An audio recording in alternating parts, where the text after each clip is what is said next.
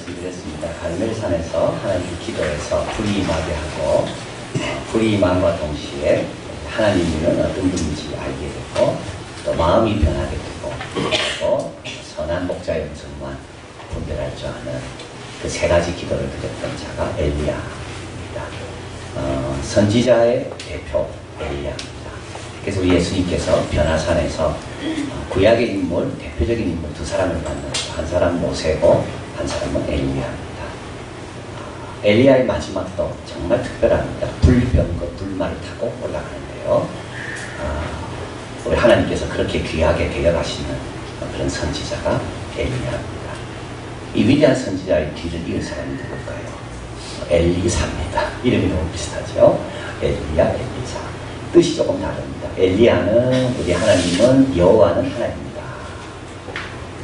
여호와 그분은 아브라함과 이삭과 야곱의 그 하나님 여호와는 온 우주를 주관하시는 바로 그분입니다. 그 뜻이라면 엘리사는 그 하나님은 우리를 구원하시는 분이다. 이게 엘리사. 엘리는 하나님, 여호와는 하나님, 엘리야, 엘리사, 엘리 하나님 그분은 구원자. 이게 엘리사입니다. 그래서 이제 하나님께서 엘리야가 너무 힘들어하고 있어야 될 자리에 있지 않고 엉뚱한 곳에 가 있을 때 우리 하나님 이렇게 질문하죠. 네가 어찌하여 여기 있느냐. 이 질문은 우리가 늘 마음에 생각해야 될 질문입니다. 하나님께서 네가 어찌하여 여기 있느냐. 네가 있어야 될 자리가 여기가 아닌데 너는 왜 여기 있냐. 너는 왜 여기 있냐. 사무엘처럼 답하면 제일 좋을 거예요. 주님 부르셨기 때문에 너 왜 여기 있는데? 주님 부르셨기 때문에. 너 왜 여기 있는데? 나 그 일 싫어서. 너 왜 여기 있는데? 여기 있는 사람들한테 나한테 잘해주니까. 너 왜 여기 있는데? 그쪽 가면 너무 싫으니까. 엘리야야, 네가 왜 여기 있느냐? 그래서 엘리야는 회개하고 그리고 나서 올라가서 첫 번째로 한 일이 엘리사에게 기름을 부어서 이제 자기를 떠나면 그 구임자가 되게 하는 그 과정을 밝힙니다. 이제 오늘 본문은 이제 엘리사가 어떻게 엘리야의 길을 잇는가 그 내용입니다. 그래서 요한복음 21장에 보면 우리 예수님을 베드로가 3번 부인하잖아요. 그런데 어떻게 베드로가 초대교회 지도자가 됐을까? 그게 요한복음 21장에 그걸 설명해 주는 겁니다. 예수님이 친히 나타나셔서 네가 나를 사랑하느냐 3번 물으시고 그리고 내 양을 치라. 그래서 베드로가 3번 부인했지만 주님께서 다시 임명하시고 택하셨기 때문에 베드로가 초대교회 지도자가 되었다. 그걸 설명하는 것이 21장이라면 오늘 본문도 마찬가지입니다. 엘리야가 엘리사를 기름 부었지만 그러나 엘리사가 왜 엘리야 뒤를 대신하는 그런 실질적인 그런 사명을 잇는 후계자가 되었는가 그 과정을 이제 설명하는 것입니다. 오늘 본문입니다. 그래서 오늘 본문은 긴 여행입니다. 그래서 이제 하나님께서 회리바람으로 엘리야를 취하실 것을 엘리야에게 알려주시고 엘리야가 죽을 거라는 것을 이제 알게 된 겁니다. 하나님은 이렇게 늘 영적으로 신실하게 주님을 따르는 자들에게는 언제 취할 건지 알려주십니다. 그래서 베드로 후서는요, 이게 유언입니다. 유언장. 하나님께서 떠날 날이 온 걸 알고 그래서 자기가 떠나고 난 다음에 지켜야 될 게 뭔가를 적은 것이 베드로 후서. 야곱이 축복한 것도 떠날 걸 알고 지파들에게 축복했고 모세도 여호수아에게 떠날 걸 알고 사도 바울도 떠날 걸 알고 디모데에게 속해오라 그랬고 그래서 하나님은 하나님의 신실한 종은 그냥 데려가지 않고 내가 너를 데려가겠다 이렇게 알려주십니다. 그러고 나서 이제 엘리야가 이제 마지막 인사들을 하려고 이제 쭉 여행 가는 그런 내용입니다. 또 오늘 본문에서요 참 아름다운 거는 혼자 가지 않고 둘이 간다는 거. 참 아름다웠어요. 둘이 간다. 한번 여정 한번 보십니다. 지금은 길갈에 있습니다. 그래서 하나님을 취할 줄 알고 베델로 가려고 합니다. 베델까지는 11km입니다. 이때 엘리사에게 이야기합니다. 너 오지 마라. 하나님께서 나를 취하시는데 내가 베델로 가는데 넌 여기 있어라. 이때 엘리야가 뭐라 이야기하냐면 하나님의 살아계신 분 당신의 혼을 두고 맹세하는데 나는 결코 당신을 떠나지 않습니다. 이 말은 뭐냐면 당신이 정신이 없어도 당신이 내가 말한 것을 기억할 수 없을 정도까지 그런 어려움에 빠져도 당신이 실신에 있다 할지라도 나는 당신을 떠나지 않는다. 그리고 더 중요한 건 나는 하나님 앞에서 내 마음을 정했다. 내 뜻은 정해졌다. 교회생활 잘하는 사람은 뜻을 정하는 사람이 교회생활 잘합니다. 봉사 잘하는 사람은 뜻을 정하는 사람이 봉사 잘합니다. 직장생활 잘하는 사람도 이 직장은 하나님께서 나에게 맡긴 직장이라고 뜻을 딱 정하면 잘합니다. 자녀에 대해서도 마찬가지입니다. 이 자녀가 어떻든 간에 이 아이는 내 아이다. 내가 어떻게 하든지 끝까지 내가 책임진다. 뜻을 딱 정하면요. 그렇게 조지지 않아요. 하나님의 살아계심과 당신의 혼을 두고 내가 맹세합니다. 이 말은 뭡니까? 나는 뜻을 정했다는 겁니다. 뭐 하기로? 당신을 떠나지 않기로. 상황 봐서 하겠습니다. 여러분 그런 생각을 하지 마세요. 상황이 되면 하고 당신이 나한테 어떻게 하느냐 내가 좀 보면 하고 다 뜻을 정하는 겁니다. 당신의 혼을 두고 내가 맹세하는데 하나님의 살아계심을 두고 내가 맹세하는데 나는 당신을 떠나지 않습니다. 나는 뜻을 딱 정했습니다. 그래서 어디로 갑니까? 베델로 갑니다. 베델에서 선지자를 만났습니다. 여리고로 이제 가야 돼요. 길갈에서 베델까지 11km. 다시 베델에서 길갈에서 여리고까지 3km밖에 안 돼요. 그런데 둘러오는 거예요. 베델 가야 되기 때문에. 여리고로. 베델에서 또 이야기하고. 이제 여리고에서 이제 요단강을 건너갑니다. 여리고에서 또 이야기합니다. 하나님께서 나를 이제 취할 것 같아서 요단강을 건너가는데 넌 여기 있어라. 근데요. 당신의 혼과 하나님의 살아계심을 두고 맹세하는데 내 뜻은 이미 정해졌습니다. 요단강까지. 선지자의 생도는 뭐라 이야기합니까? 베델과 여리고에 있는 선지자의 생도 똑같이 이야기합니다. 아니 너희 선생님을 하나님이 취할 걸로 너 모르느냐? 그런데 왜 따라가느냐? 이제 그분의 시대는 끝났고 그분으로부터 얻을 것이 없는데 너는 왜 따라가느냐? 이 말입니다. 그래서 엘리사가 그 선지자의 생도들에게 조용해라. 나도 아는데 엘리야가 이거 들으면 신방하니까 마음 아프니까 조용해라. 나도 안다. 그분으로부터 얻을 거 없다는 건 나도 안다. 그분의 시대는 끝났다는 건 나도 안다. 그러나 나는 그분과 같이 간다. 그래서 쭉 간다. 그게 오늘 본문 내용입니다. 그래서 어디까지 가는가 하면 요단강 앞에 갑니다. 7절입니다. 한번 읽어봅니다. 선지자의 생도 50이니 거기 멀리 서서 바라보매 그 두 사람이 요단강에 섰더니 딱 나눠집니다. 구경하는 사람이 있는가 하면 함께하는 사람이 있어요. 멀리 서서 구경합니다. 그까지 따라갈 필요가 있나? 그렇게 수고할 필요가 있나? 엘리사는요 함께합니다. 멀리 서서 구경하는 사람이 있는 겁니다. 땀을 흘리면서 일하는 사람이 있어요. 멀리 서서 구경합니다. 그 둘은 함께합니다. 자, 요단강을 칩니다. 겉옷을 쳐 요단강이 갈라지고 그 사람이 육지 위로 건너갑니다. 멀리서도 구경하는 사람은 이걸 체험할 수가 없어요. 함께하는 사람은 이걸 체험합니다. 육지 위로 건넜다는 말은 출애굽 때 마른 땅을 건넜다는 것 같은 겁니다. 요단 홍해를 건너면서 새로운 삶으로 출발하는 거거든요. 그래서 여기 요단강을 건넜다는 말은 이제 영적인 가나안으로 엘리야가 들어간다는 뜻이에요.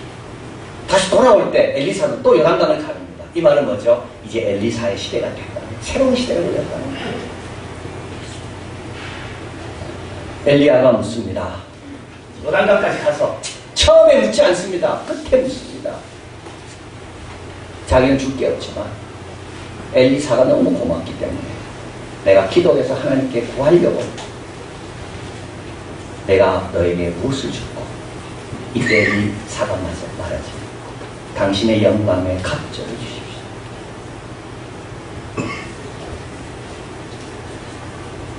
자, 이것처럼 영광스러운 게 어디 있겠어요? 이것처럼 내 삶을 평가해 볼 때 내가 잘 살았다고 말할 수 있는 게 어디 있겠어요? 다른 것 구하지 않고 당신의 영광에 갑절해요. 다른 것 구하지 않고 얘야, 내가 뭘 줄까? 아버지가 아들한테 묻습니다. 아들이 말합니다. 아버지의 믿음을 내가 갖고 싶습니다. 어머니의 믿음 갖고 싶습니다. 어머니의 물질, 아버지 집중 갖고 그런 게 아니지. 얼마나 엘리야가 신실하게 하나님을 섬겼으면 당신의 영감에 갑절이 이 갑절이란 말은 나는 더 많은 일을 하겠다 이 뜻이 아니라 나는 너무 부족하기 때문에 그게 갑절이 와야지 내가 그래도 당신만큼 일할 수가 있어 이 뜻입니다.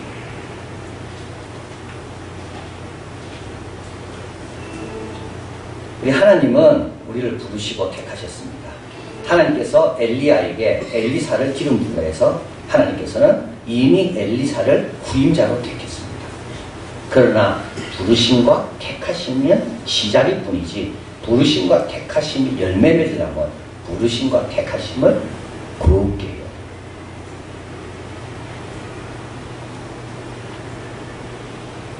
하나님은 아브라함에게 10가지 시험을 하셨다. 믿음의 조상으로 불렀지만 복의 근원으로 불렀지만 복의 근원이 되려면 어떻게 해야 됩니까? 하나님의 시험 앞에 합격해야 돼요.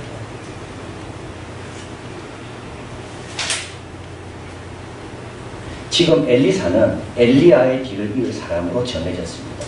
그러나 시험에 합격해야지 영감의 갑절이 주어집니다.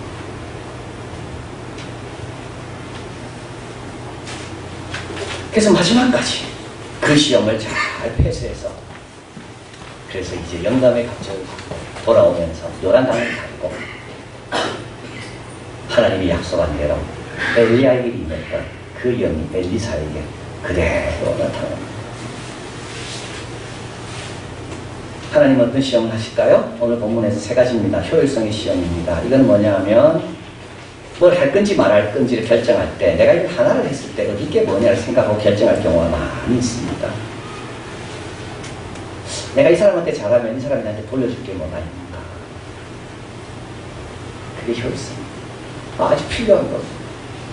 내가 이렇게 노력하고 땀 흘렸는데 여기에 어떤 결과가 있을까? 늘 생각하면서 가치가 있다 없다는 이건 뭡니까?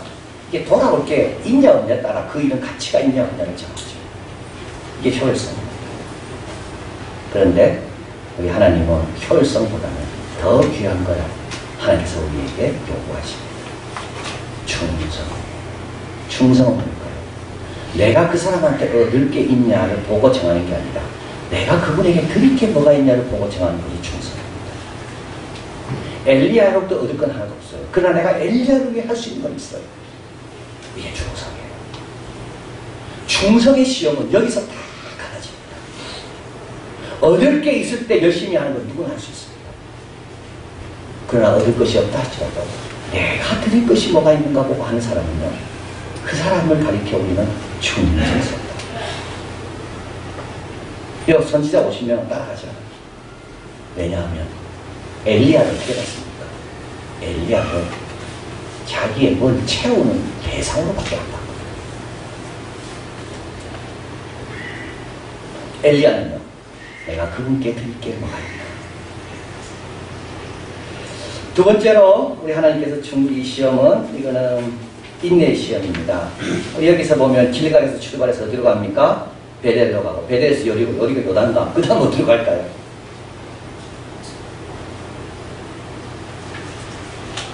여러분 끝이 안 보이죠? 이게 바로 시험인 겁니다. 이게 시험이라니까요. 하나님께서 엘리사 머리 위로 취할 줄 알았는데 베델에서 취할까? 그 베델까지 11km 갔어요. 안 취하세요. 아, 그러면 여리고 가면 취하실까? 여리고까지 안 취하세요. 요단강 취하실까? 요단강 건너. 충성스러운 사람은요, 인내하는데 언제까지 인내하는가 하면 주님께서 끝낼 때까지 인내합니다. 자기가 끝내죠. 정확한 주님. 자기가 끝내죠. 주님이 끝낼 때까지 견디 있게 그게 인내예요. 저는 죄송한데 한 따라 해보겠습니다. 주님이 끝내실 때까지 참는 것이 인내다. 인내는 딴 게 아닙니다. 내가 끝낸 게 아닙니다. 이만큼 참았으니 내가 끝낸다? 그가 주님이 끝내실 때까지. 이게 요한입니까? 이게 우리가 주라고 부르는 거 아닙니까? 입으로는 주라 부르놓고 끝은요 자기 마음대로 끝내는 거예요.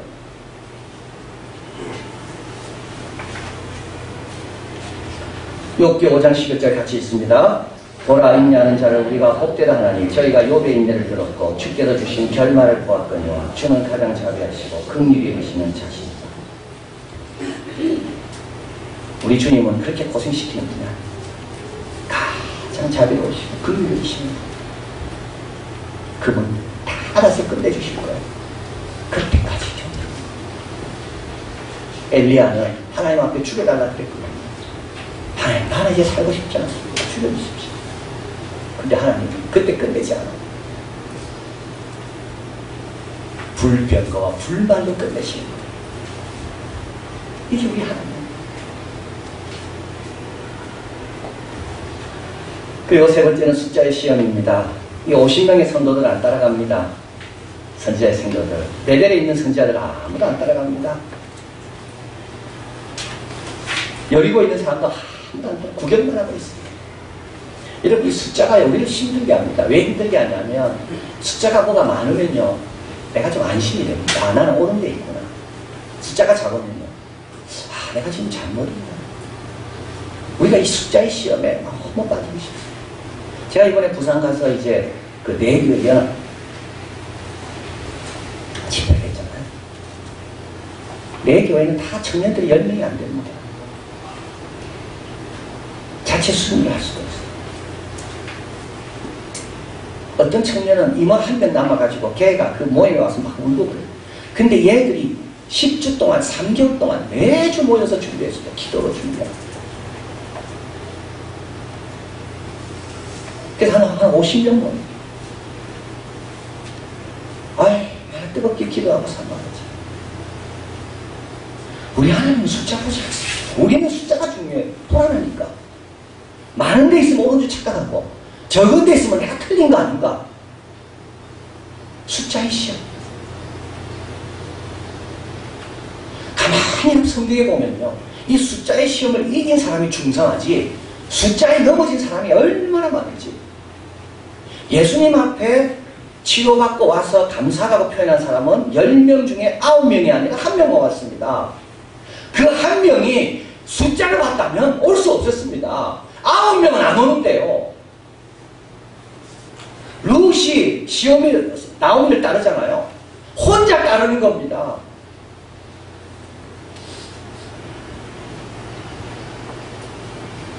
여러분 속지 마십시오.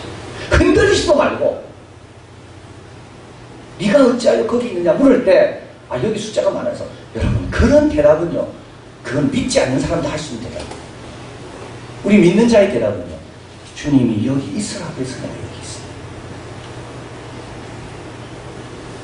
거기 청년부 한 분은 1년 예산이 60만 원밖에 안 된대요. 근데도 모여서 말씀 듣고 은혜 받겠다고. 그 더운데 그 늦은 시간에 땅바닥에 앉아가지고 우리 주님이 어디 보고 감동하실까요? 그게 더 어렵고 사실은 거기에 더 충성이 빛나는 것입니다. 숫자가 더 판단하시고 속지도 말고 네가 어찌하여 여기 있냐 물었을 때 그 답이 중요한 거지 숫자가 중요합니다.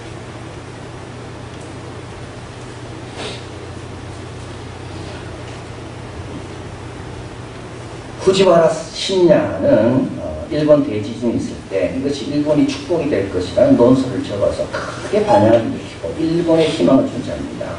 이 후지와라 산야는 나이가 70대인데 지금도 여행을 할 때 가장 가지 않는 곳 깡패들이 있는 그런 데 가서 그 사람들은 어떻게 사는가 그래서 깡패한테 맞기도 하고 하여튼 보통 이분이 말하기를 야성이 있어야 된다.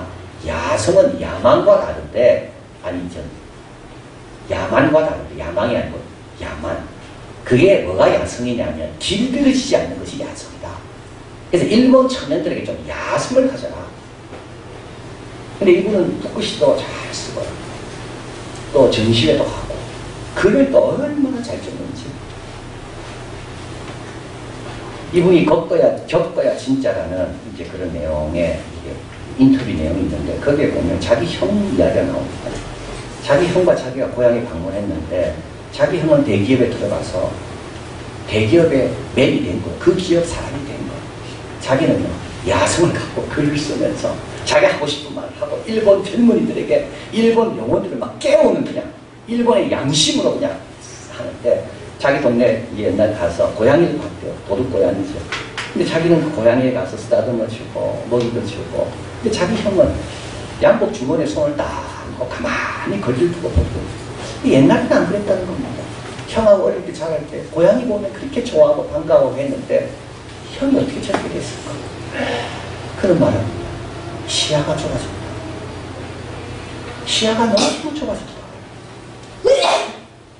시야가 너무 좁아져서 뭐가 이득이 되고 회사가 그거밖에 볼 줄 모른다는 거예요. 보통 우리가 볼 수 있는 게 10도, 20도밖에 안 됩니다. 여러분 그렇습니다. 진짜. 그래서 조금 더 넓히면 더 보이고 더 이해가 넓어지는데 여기만 딱 보고 있는 겁니다. 그래서 그런 이야기합니다. 시야를 180도로 넓힙니다. 그러면 몰랐던 게 다 들어오게 되고 그게 들어오면 어떻게 된다고요? 우리의 삶이 더 풍요로워진다는 겁니다. 내가 보고 싶은 것, 보는 것만 늘 보고 내가 알고 있는 그것만 늘 보고 내가 생각하는 그것만 늘 보다 보니까 거기에 상처받게 살고 거기에 욕심이 생기고 근데 쫙 넓히면 어떻게 됩니까? 이 엘리사는 지금 시야가 아주 넓은 거예요. 엘리야가 평생 주님을 어떻게 섬겼고 이 마지막 순간에 엘리야가 어떤 마음으로 걸어갈까? 50명의 선지자 성도들입니다. 시야가 아주 좁고 저 사람한테 얻을 거는 이제 다 끝났고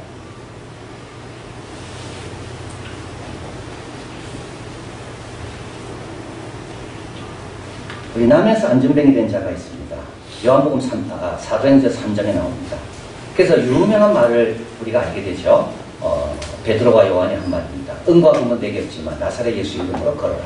그 사람은 일어나 걸으며 성전에 들어가서 찬양도 하고 하나님께 영광 돌렸습니다. 그런데 이게 4장으로 넘어옵니다. 막 기뻐하고 막 회개가 일어나니까 유대인 관원들이 베드로와 요한을 오게 했습니다. 그리고 그 다음날 신문합니다. 근데 신문할 때 그 옆에 누가 있을까요? 나면서 안전병이 된 사람이 거기에 딱 옆에 있고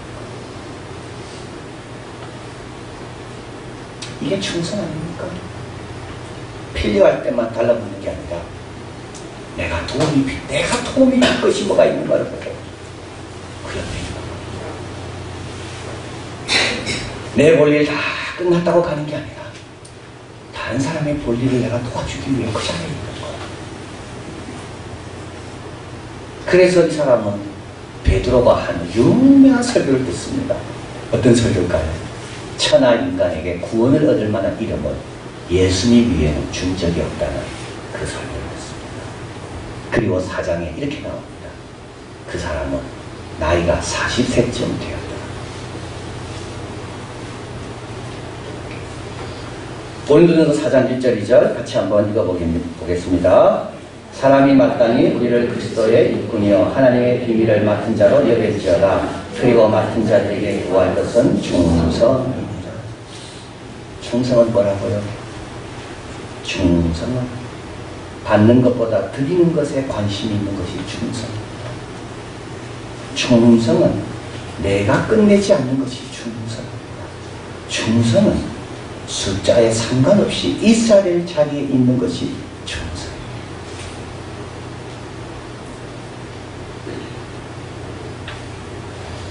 5절 읽어봅니다.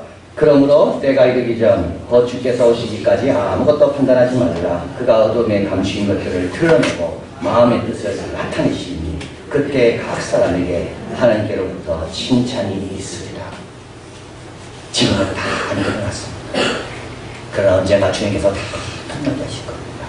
그때까지 숫자로 판단하지 마시고, 그때까지 내가 뭘 얻을 건가 그런 걸로 판단하지 마시고, 그때까지 이게 끝이라고 내가 판단하지 마시고 주님께 다 맡기고, 루이처럼 10명 중에 1명만 주님께 온 그 나은 운동병자처럼 나면서 안중병이었지만 자기를 고쳐준 사람이 위험에 처했을 때 거기에 뛰어들어가서 그 옆에 함께 해준 그 사람처럼 예수님께서 십자가에 달려 돌아가시고 무덤에 주무시고 계실 때 아무도 그 무덤을 찾아온 사람은 없었지만 여인들은 그 무덤을 찾아온 그 여인들처럼 판단하지 말고 충성할 때 모든 것이 드러나게 되고 그때 칭찬을 받는다. 엘리야에게 주어진 영감이 이어지게 되면 하나님께서 맡기시고 부르신 그 일이 굳게 되고 열매 맺는 그런 충성스러운 우리가 되기를 진심으로 바랍니다.